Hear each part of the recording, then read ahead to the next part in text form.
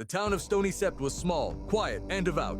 Its narrow streets wound between stone houses, its Sept bells ringing gently over fields and farms. No one there imagined it would become the turning point of a war. By the time Robert Baratheon reached the town, he was wounded. He had already fought multiple engagements across the Stormlands and Riverlands. He was bruised, bleeding, and separated from part of his host. Royalist forces were closing in fast. Leading them was Jon Connington, newly appointed Hand of Aerys II Targaryen, and one of Prince Rhaegar's closest friends. Connington was young, proud, and determined to prove himself worthy of Rhaegar's trust. He saw Stoney Sept as his chance. Connington surrounded the town with royal forces and began a brutal search. Soldiers went house to house, dragging men into the streets, demanding to know where Robert was hidden. The town's people knew, and they refused to speak. This is important. The small folk protected Robert.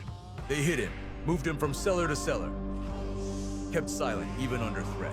Whether from loyalty, hatred of the crown, or belief in Robert himself, they shielded him at enormous risk.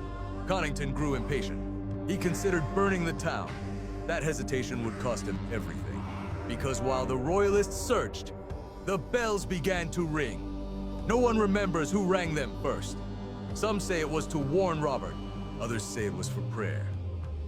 But soon, every Sept bell in Stoney Sept was sounding at once, echoing over the chaos. And then Robert emerged. He did not flee. He did not hide. He came out swinging his great warhammer through the streets. The fighting turned savage and close. No clean lines, no open fields, just alleyways, doorways, and sudden violence.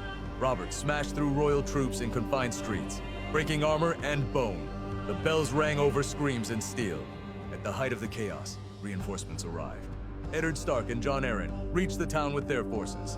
Royal troops were caught between Robert inside the town and fresh armies outside. Connington lost control. He failed to capture Robert. He failed to kill him.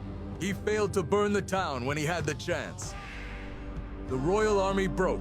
Robert survived, and survival at that moment meant everything. Because if Robert had died in Stoney Sept, the rebellion would likely have collapsed. He was not just a general, he was its symbol. His survival transformed him into legend. The aftermath was devastating for Connington. He was stripped of lands and titles, exiled, branded a failure by the very king he tried to serve. His loyalty to Rhaegar was not enough to save him. As for Robert, from that day on, he carried a new aura.